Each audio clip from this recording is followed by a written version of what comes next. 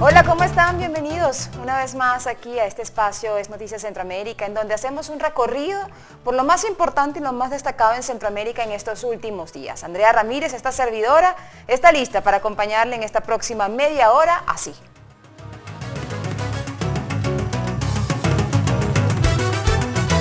Bueno, vamos a dar inicio en Nicaragua porque sin duda alguna este país ha estado en el ojo de la noticia en estos últimos días, es más, en este último mes, un poco más de un mes, luego de que el pasado 18 de mayo iniciaran las manifestaciones antigubernamentales que han dejado un lamentable saldo de al menos 74 personas fallecidas y más de 800 heridos, según datos de la Comisión Interamericana de Derechos Humanos. Pero esta semana, la Comisión de Mediación y Testigo, es decir, esta mesa de diálogo, tuvo que ser suspendida de manera indefinida.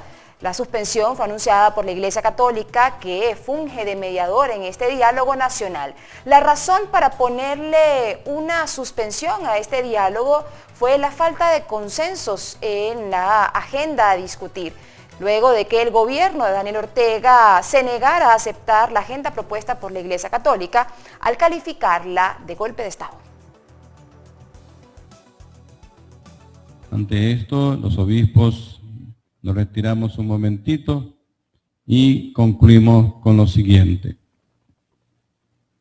Dado que hoy no se ha logrado ningún consenso entre las partes, los obispos de la Conferencia Episcopal de Nicaragua, como mediadores y testigos del diálogo nacional, lamentamos vernos obligados, debido a esta falta de consenso, a suspender por ahora esta mesa plenaria del diálogo nacional.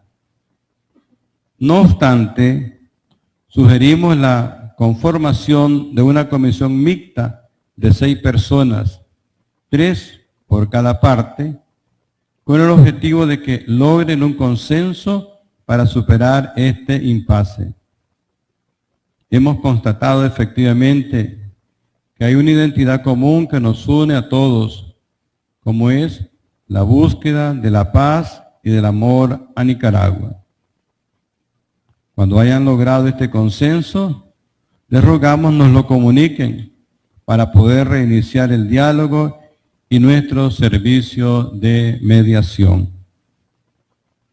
Como pastores de la Iglesia Católica al servicio de la verdad, la fraternidad y la justicia que Dios quiere que vivamos entre nosotros, nos sentimos urgidos de recordarles que de esta decisión y de la posibilidad de continuar este diálogo depende en gran parte la paz en nuestra patria y la vida de muchos nicaragüenses.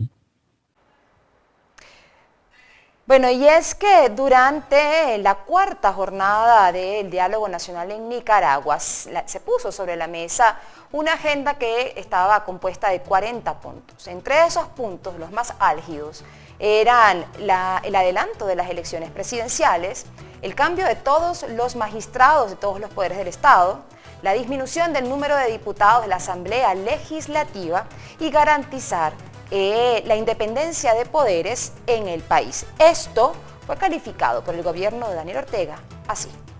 Es una agenda que al verla en su forma concentrada nos lleva a un solo punto: el diseño de una ruta para un golpe de Estado,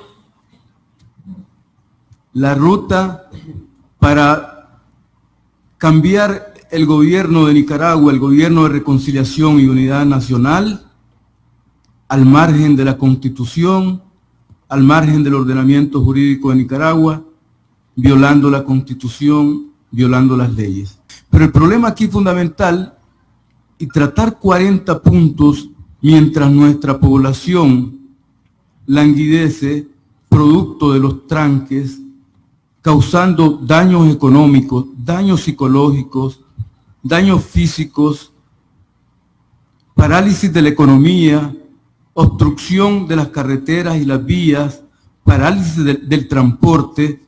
Estamos realmente en una situación de violación total de derechos humanos, de afectación de la economía del país y llevando al país a una crisis y a una situación en donde probablemente revertir el daño que se le está provocando a Nicaragua en términos económicos, en términos psicológicos, en términos afectivos, en términos de la educación, quién sabe cuánto tiempo nos llevará eso.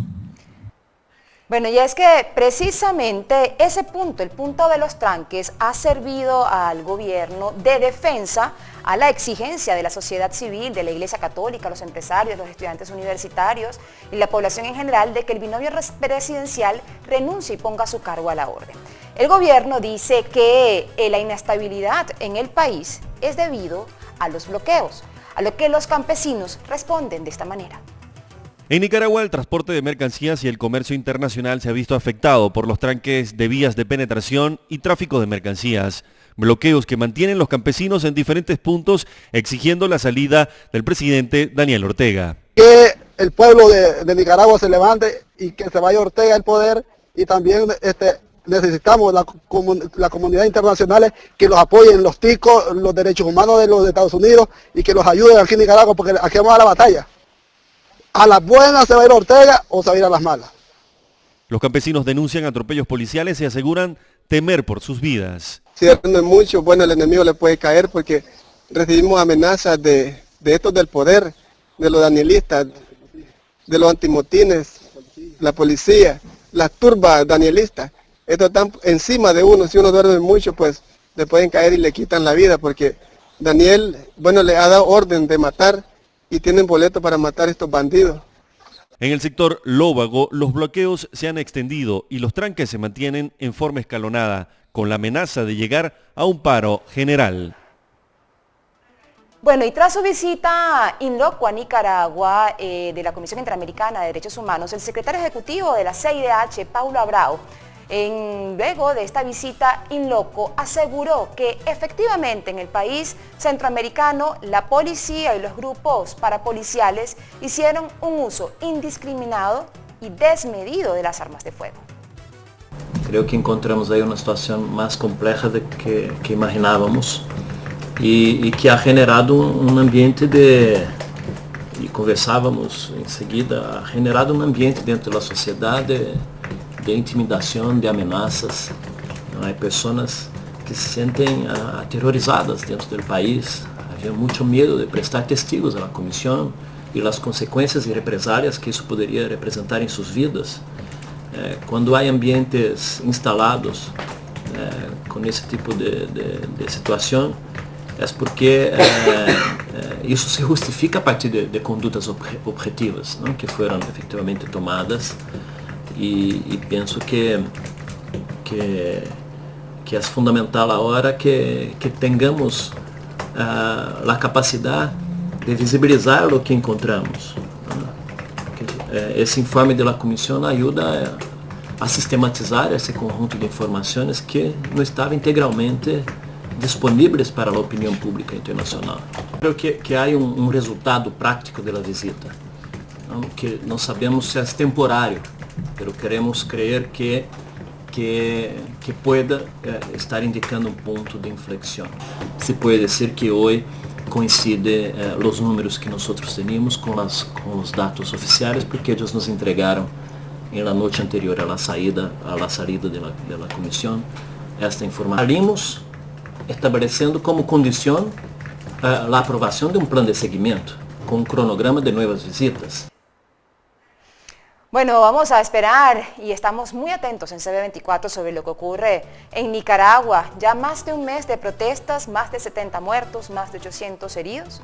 Y CB24 ha sido una ventana sin duda para informar lo que ocurre en esta nación centroamericana. Vamos a la pausa, a la vuelta. ¿Qué será del futuro del expresidente de Panamá, Ricardo Martinelli, preso en Estados Unidos? Ya les contamos.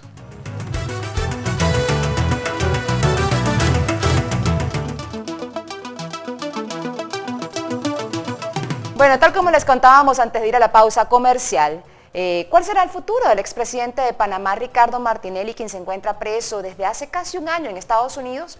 Pues bien, el exmandatario aceptó ser extraditado a su país. En un manuscrito fechado el 24 de mayo de este año, Martinelli confirma que se va a acoger al tratado de extradición con Estados Unidos y que va a enfrentar a la justicia panameña. Por medio de la presente los estoy autorizando para que divulguen ya a todo el mundo que estoy renunciando a apelar tanto la fianza como el habeas corpus en el circuito 11 de Atlanta y me estoy acogiendo a lo que dice el Tratado de Extradición de 1905 con su cláusula de especialidad. Está en manos del Departamento de Estado tomar la decisión final. Así, desde su celda, el exmandatario panameño confirmó desistir de los recursos interpuestos por su defensa para evitar su traslado a Panamá. Y ahora esperará que las autoridades norteamericanas lo pongan en un avión con destino a los tribunales panameños, donde deberá enfrentar una serie de casos que tiene abiertos. Pero la cláusula de especialidad a la que se acoge Martinelli indica que la persona reclamada no podrá ser detenida, juzgada o sancionada por un delito distinto a aquel por el cual se le concedió la extradición. Es decir que, de concretarse su extradición a Panamá, Martinelli solo podrá ser juzgado por las acusaciones por supuestamente intervenir de forma ilegal las comunicaciones y privacidad de llamadas telefónicas de periodistas, políticos y empresarios.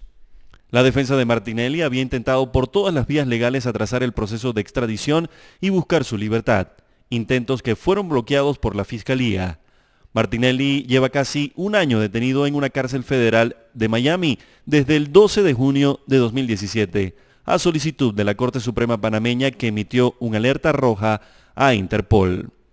En pleno ambiente preelectoral en Panamá y de cara a las primarias, donde se consultará a las bases sobre los candidatos presidenciales, una encuesta de Dicter y Neira colocó a Martinelli en los primeros lugares del liderazgo opositor en Panamá, datos que lo mantienen vigente y con un sentimiento positivo dentro de la opinión pública panameña, situación que para algunos analistas le conviene al Partido Cambio Democrático, partido que creó el propio Martinelli. Y también en Panamá, el Ministerio Público reactivó la causa por lavado de dinero contra Mossack Fonseca, por el caso que se investiga en Brasil llamado Lava Jato. Hasta el momento, al menos 7 personas han sido detenidas por la supuesta comisión del delito de blanqueo de capitales. Esta investigación busca establecer nexos de la firma Mossack Fonseca y el manejo de dinero de una presunta procedencia ilícita de Brasil, conocido como Lava Jato. Según la Policía Federal de Brasil, la oficina de Mossack Fonseca en ese país conspiró como una organización criminal con estrategias para ocultar la identidad de los beneficiarios de las sociedades offshore, permitiendo así que fueran utilizadas con impunidad. Entre tanto, en Costa Rica, el presidente Carlos Alvarado solicitó a los presidentes de los poderes supremos de este país reducir los gastos en los presupuestos del próximo año. Considerar la situación de las finanzas que afronta Costa Rica a la hora de confeccionar los presupuestos del 2019. Esa fue la petición del presidente de Costa Rica, Carlos Alvarado, a los jerarcas de los supremos poderes de ese país centroamericano. Para el mandatario de 38 años, que tiene menos de un mes al mando del Ejecutivo costarricense, el tema fiscal es un asunto país y se debe atacar desde varios frentes. Avancen en este punto en particular con la aprobación de la modificación a la moción del 208 bis para que el proceso continúe. Hay que ver que este es un proceso que ya fue aprobado, que ya anda en marcha. Y es más bien ante el pedido de los nuevos legisladores para tener una oportunidad de enmienda que se está abriendo este compás, un compás para escuchar a la ministra. El presidente Alvarado se reunió por primera vez con los presidentes de los supremos poderes a quienes les expresó su preocupación por la deuda del Estado. Sobre este tema, la presidenta de la Asamblea Legislativa de Costa Rica, Carolina Hidalgo, destacó una serie de medidas que están tomando desde el Congreso. Mientras que el presidente del Tribunal Supremo de Elecciones, Luis Antonio Sobrado, afirma que desde esa institución son conscientes de la necesidad de un manejo austero del gasto público. Para ver si alguna de las plazas vacantes es posible congelarlas y de manera tal que se genere un ahorro en la administración. También se planteó una circular sobre el uso de vehículos que lo hace de manera más eficiente. No dudo de que todos los responsables lo estamos haciendo con una conciencia de la situación fiscal del país y sobre la necesidad de un manejo austero del gasto público como necesidad impuesta por la realidad que nos atañe como país. En tanto que el presidente del Poder Judicial, Carlos Chinchilla, anunció que se podría reducir de 3 a 1 el número de jueces en algunos casos para optimizar el recurso humano. Recordemos que el déficit fiscal en Costa Rica alcanzó en los primeros 4 meses del 2018 un 1,9% del Producto Interno Bruto. Es decir, y según datos del Ministerio de Hacienda de ese país centroamericano, los ingresos totales durante el primer cuatrimestre del 2018 fueron de 2.769 millones de dólares y los gastos de 3.950 millones de dólares. Esa cifra es superior al mismo periodo del 2017, cuando fue de un 1,8% según las cifras oficiales. Nos vamos ahora a Guatemala. Allí condenan a exmilitares que fueron acusados de violación, desaparición forzada y torturas. Justicia guatemalteca sentenció por hasta 58 años de prisión a 5 de los militares retirados que encontraron culpables de la desaparición de Marco Antonio Molina Teyssen y las torturas a las que sometieron a su hermana, hechos perpetrados en el año 1981 y que por tratarse de delitos de lesa humanidad no prescribieron. El tribunal determinó que los uniformados, haciendo uso de sus cargos, diseñaron un plan contra insurgentes y ejecutaron un operativo para capturar y torturar a Emma Molina Teyssen. Emma era estudiante y llevaba escondida propaganda política, situación que motivó su captura, a quien sometieron a tratos crueles y violaciones sexuales por 9 días, hasta que la mujer logró escaparse. Pero la pesadilla siguió. 10 días después, 3 militares vestidos de civiles llegaron a la casa de Emma a buscarla con la intención de recapturarla. Como no la encontraron, en su lugar se llevaron a su hermano de 14 años, Marco Antonio Molina Teyssen. Tampoco olvidaré cómo los efectivos del ejército me lo arrancaron de los brazos y lo desaparecieron aquel mediodía del 6 de octubre de 1981. Me tortura no haber podido hacer nada por protegerlo en ese momento, ni rescatarlo después. Quien aún está desaparecido. Hechos ante los cuales la Corte Interamericana de Derechos Humanos condenó en 2004 al Estado de Guatemala y ordenó investigar el caso y establecer responsabilidades. Entre los exmilitares está el propio exjefe del Estado Mayor del Ejército para principios de los años 80. El exjefe de inteligencia militar y otros 3 exaltos cargos militares. Las crónicas policiales de la época reportaban que en la zona militares se habían enfrentado a grupos guerrilleros, aunque las investigaciones posteriormente determinaron que los operativos se ejecutaron para involucrar en delitos a la población civil y luego justificar ataques contra personas que estaban fuera del conflicto. Grupos pro derechos humanos en Guatemala impulsaron la investigación del caso y no descansaron hasta ver los resultados del juicio. Hemos transformado el dolor en fortaleza para demandar la verdad de lo que le hicieron, para que nos digan dónde está y exigir que nos entreguen sus restos para sepultarlos dignamente. Solo así tal vez logremos consolarnos, aunque sea un poco, de nuestro dolor y angustia. Le dé paso a la justicia y a la verdad que merece mi niño, aunque sea 35 años después, 35 años después, 35 años. Bueno, la oficina del Alto Comisionado de las Naciones Unidas para los Refugiados está preocupada por el fuerte aumento del desplazamiento forzado en el Triángulo Norte de Centroamérica. ACNUR, la agencia de la ONU para los refugiados, está observando un importante aumento del número de personas que huyen de la violencia y la persecución en el norte de Centroamérica. Por lo menos, así lo manifestó recientemente en Ginebra, Suiza, la portavoz de esta agencia de Naciones Unidas, Aikaterini Katidi. A finales del 2017, en todo el mundo se habían registrado más de 294.000 personas solicitantes de asilo y refugiadas procedentes del norte de Centroamérica, un 58% más que en el año anterior y 6 veces más que a finales del 2011. Las solicitudes para obtener la condición de refugiado de personas de esta región del continente americano también se están incrementando en el resto del mundo. Entre el 2011 y el 2017 se presentaron 350.000 solicitudes de personas del Triángulo Norte Centroamericano en todo el mundo, y que solo en 2017 rondaron cerca de las 130.500 solicitudes. La gran mayoría de quienes huyen buscan protección en Belice, México y en Estados Unidos, y de manera creciente en Costa Rica y Panamá. Muchas son personas vulnerables como mujeres o niños no acompañados o separados de sus familias y que enfrentan violencia de género, aunado a las agresiones contra las personas de la comunidad de la diversidad sexual.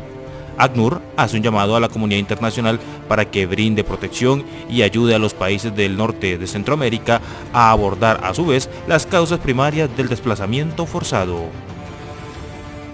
En Panamá, la crisis con los servicios de la Caja del Seguro Social se complican, y es que a pesar de los esfuerzos que ha adelantado el gobierno para optimizar la calidad de la atención médica, al parecer la situación continúa difícil. La Procuraduría General de Panamá confirmó que inspectores de la Fiscalía Anticorrupción están adelantando auditorías a la plataforma de ingresos y prestaciones económicas conocido como CIPE, donde se han denunciado una serie de irregularidades. Sin embargo, a raíz de las denuncias presentadas y las querellas presentadas por la Caja de Seguro Social, correspondió el día de hoy practicar una de las tantas diligencias que tiene que realizar el Ministerio Público para corroborar los hechos denunciados y evidentemente la vinculación de las personas responsables. El 9 de abril de 2018, la Fiscalía abrió la investigación por un posible desfalco de $300 millones al Seguro Social. 14 empresas están siendo investigadas por evasión de pagos. El CIPE es el Sistema de Ingresos y Prestaciones Económicas de la Caja de Panamá, establecido desde el 2012. La plataforma tecnológica fue creada para que los empleadores realizaran sus pagos automáticamente, pero los empresarios descubrieron una falla en el sistema que les permitía modificar la nómina dejando de declarar trabajadores. Y muchos funcionarios ocultaron esto, pero cobraban a los patronos por mantener oculta la información. Así la Caja dejó de percibir recursos para pagos a jubilados, pensionados o sobrevivientes. Es una diligencia bastante extensa, muchísima información que hay que recabar, sin embargo, con la colaboración hoy del ente correspondiente hemos obtenido valiosa información. Esta diligencia continúa. Al desfalco al CIPE se le suma el caso del fraude en las afiliaciones del Seguro Social que destapó la Procuraduría a finales de abril, en donde se investiga a más de 1.800 extranjeros que denuncian haber pagado coimas a funcionarios de la Caja para que se les emitieran carnets de afiliación al seguro, requisito indispensable para completar trámites migratorios. Los afectados, en su mayoría venezolanos que recientemente fueron sancionados con expulsión al país, aseguran haber pagado entre $200 y $300 para obtener el carnet. El desfalco millonario afecta actualmente el programa de jubilaciones y pensiones por invalidez, vejez y muerte. Y para tapar este déficit se han comprometido recursos que debilitan la atención de pacientes y han generado escasez de insumos y falta de mantenimiento de equipos, encerrando a todo el sistema de salud panameño en una situación que ha sido difícil de resolver y en la que ha tenido que intervenir el Parlamento panameño pidiendo la comparecencia de las autoridades de la Caja para que expliquen qué es lo que ha pasado. Y hasta el presidente Juan Carlos Varela ha buscado sacar de la crisis a la Caja del Seguro Social en Panamá, instando a las autoridades médicas a redoblar turnos y aumentar la atención para reducir la cola quirúrgica, mientras los asegurados sufren esperando medicamentos, atención y cirugías. Vamos a la pausa, a la vuelta más información.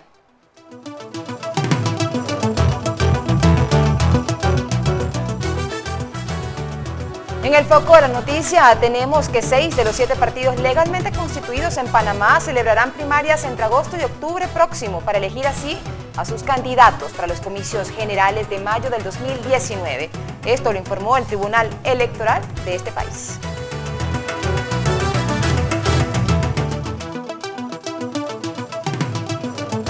Bueno, seguimos en los últimos minutos en Es Noticias Centroamérica y la fiebre del fútbol ya está invadiendo al mundo entero. Latinoamérica no escapa, Centroamérica tampoco. Es por esta razón que las autoridades de Costa Rica están impulsando una campaña para evitar la violencia de género durante la temporada de Rusia, el Mundial de Fútbol de Rusia 2018. ¿Y por qué? Porque el sistema de emergencias de este país, el 911, informó que recibió al menos 423 denuncias de violencia doméstica en la jornada de la final de Torneo Clausura 2018 del fútbol local. Las estadísticas de las autoridades costarricenses basadas en los registros de llamadas al servicio 911 reflejan que durante los partidos de fútbol aumentan los casos de violencia intrafamiliar y este domingo no fue la excepción cuando se desarrolló en Costa Rica la final entre los equipos Saprissa y Herediano. Sin embargo, esa cantidad de denuncias resultó sustancialmente superior al promedio diario de 280 que se contabilizan en esa nación centroamericana. Por provincias, ese índice lo encabeza San José con 155, seguido de Alajuela con 77, Limón con 49, Heredia sigue con 44, Punta Arenas con 44, Cartago con 30 y Guanacaste con 24 denuncias. Esto pese al llamado del presidente de Costa Rica, Carlos Alvarado, quien antes de empezar el juego se unió a la campaña del estatal Instituto Nacional de las Mujeres y la Unión de Clubes de Fútbol de la Primera División para prevenir y frenar la violencia machista, que alcanza niveles alarmantes durante los juegos de fútbol. Alvarado, su esposa Claudia Dobles y la ministra de la Condición de la Mujer, Patricia Mora, ingresaron al terreno del estadio Ricardo Saprissa con camisetas con la consigna "Vivamos la fiesta del fútbol sin violencia contra las mujeres". Alvarado señaló que se deben unir esfuerzos desde lo público y lo privado para garantizar una sociedad libre de violencia machista y comprometió esfuerzos de su gobierno para propiciar un trabajo conjunto preventivo con los equipos de fútbol y medios de prensa, particularmente de cara al Mundial de Rusia 2018 que arranca el 16 de junio. El mandatario indicó que el control y la necesidad de sentirse poderoso y superior con respecto a la mujer son los detonantes principales que provocan la violencia. Por su parte, Mora sostuvo que no se puede permitir que en las familias la fiesta del fútbol se opaque con conductas machistas que solo promueven la desigualdad, los estereotipos y perpetúan un machismo que discrimina, agrede, violenta y continúa acabando con la vida de tantas mujeres de Costa Rica. En Costa Rica, por violencia doméstica, unas 50.000 mujeres solicitan anualmente medidas de protección al Poder Judicial. En 2015, un total de 27 mujeres fueron asesinadas por violencia de género en Costa Rica, mientras que en 2016 y 2017 fueron 26 cada año, y al 25 de abril de este año las autoridades reportan 9 feminicidios. Bueno, pero vivamos esa fiesta del fútbol en paz, en armonía, en familia. Al final de cuentas, es una fiesta de alegría que toda Centroamérica disfrutará a partir del próximo mes con las selecciones de Panamá y Costa Rica que estarán allí pues participando y seguramente dejando muy en alto el nombre de esta región de Centroamérica. Hemos llegado al punto final de esta entrega informativa. Ha sido un placer haberles acompañado y le quedan nuestras redes sociales y nuestro sitio en internet para que interactúe con nosotros. Nos vemos pronto.